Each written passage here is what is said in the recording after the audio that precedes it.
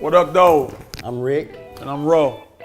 Here's how we went from working in a call center to being the freshest sneaker boutique on the planet.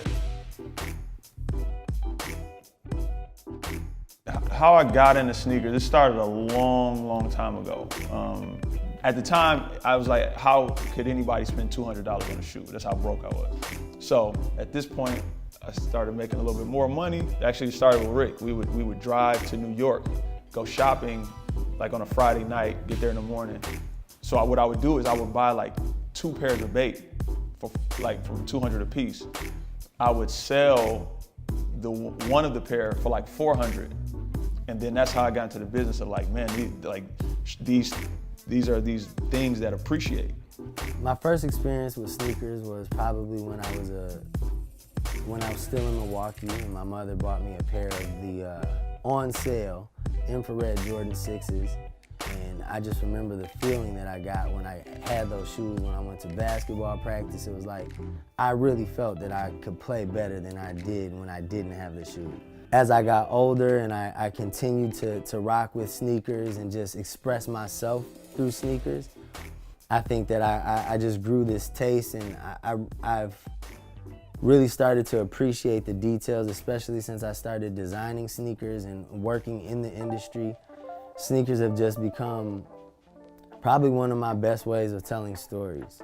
You know, this is kind of what people know me for now. The Burn Rubber was a store. It was here before us. Burn Rubber started in 2004, and Rick he started off as an intern, I believe, and then he started working at the store, and he would do like the things that they weren't even thinking of. Like they weren't thinking of a website.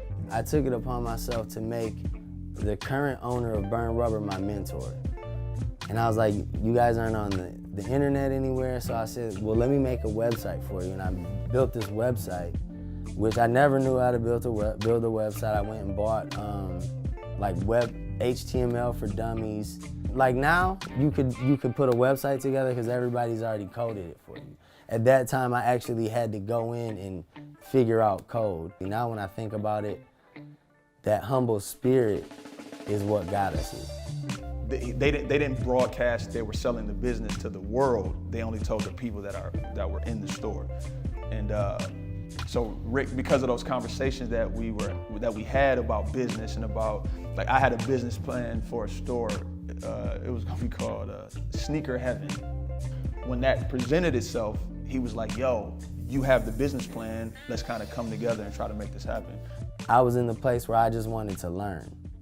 I knew I had just finished school. I never had any internships, so I was like, yo, let me see if this is what I want to do. We got lawyers, we got accountants, we did our research, we bought the business. But it came because of a humble spirit. I remember the first thing I did, I went to a bank and was like, I need blah, blah, blah, amounts of money. And they basically was like, all right, fam, I'm gonna head out.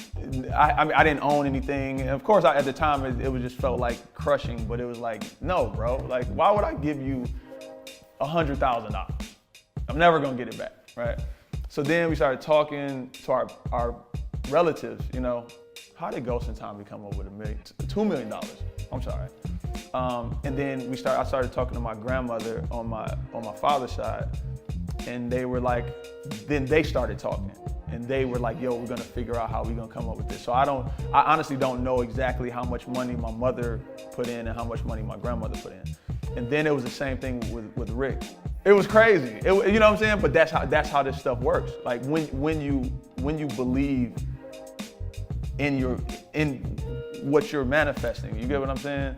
And that's what it was. And it literally, in a matter of a month and a half at most, we started talking in December about getting the store, early to mid-December, and we signed the paper for the lease and everything on Valentine's Day. Like, we left our wives to go sign this paper. You know, it's crazy.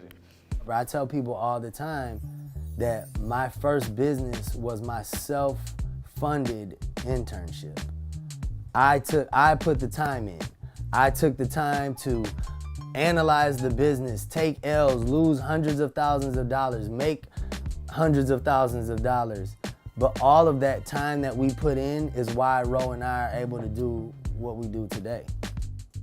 my man Jay John, who's still the manager here to this day, he was in high school at the time, and he was in a crew. They were throwing parties and everything, and then Big Sean was in that crew.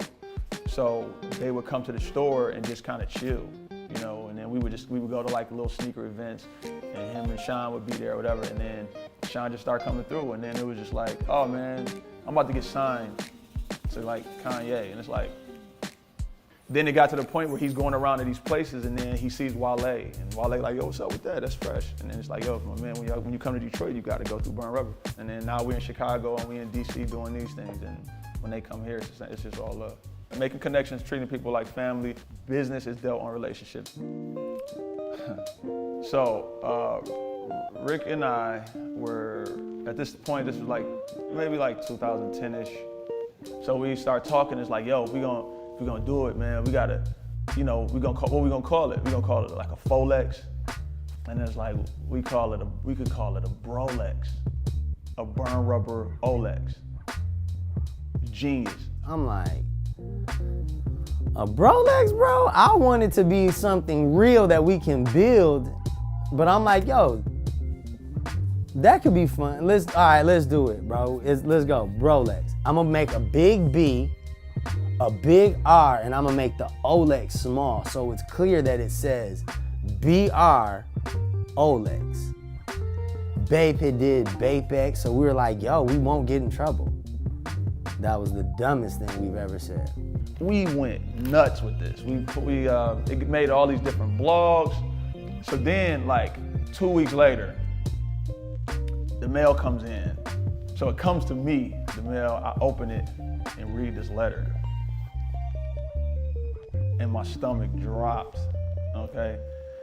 Ro gets this letter, he reads the letter, doesn't say anything to anyone, hands me the letter and walks out. So I look at the letter, I'm like, what? They won. I'm sorry, so I just started asking everyone, how much does a Rolex cost? We ended up calling the attorney. I called Mike and I'm like, Mike, listen, we are in a situation and we need you to help us out. He was like, you guys have nothing to worry about. And you guys just pay me $1 million an hour. But he got us out of it. We didn't have to pay, and we learned our lesson, and we destroyed everything.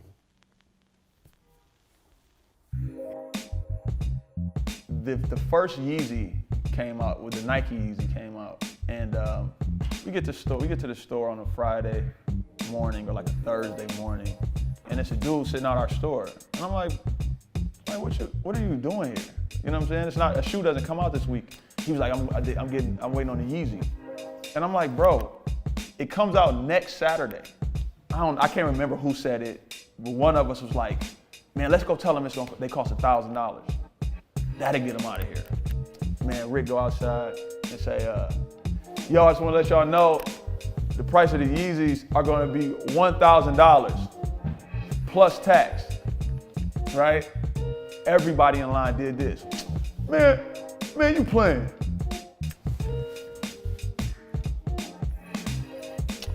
I'm straight. Everybody checked their accounts and was like, I'm good. And it was like, so we selling them for $1,000 a piece?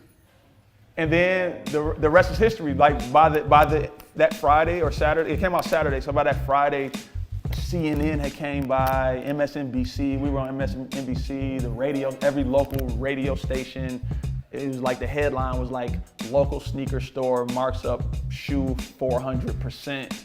And these kids are still waiting in line. Is it worth it? Is it blah, blah, blah. It was just crazy. But that got us a lot of attention literally to the world. We are the ones that came together and we're doing things on the grassroots level that kind of changed the landscape of the sneaker game. And now, you know, it's where it is now. You have, you know, StockX and the GOAT, and everyone's able to make money off of sneakers, which is a beautiful thing.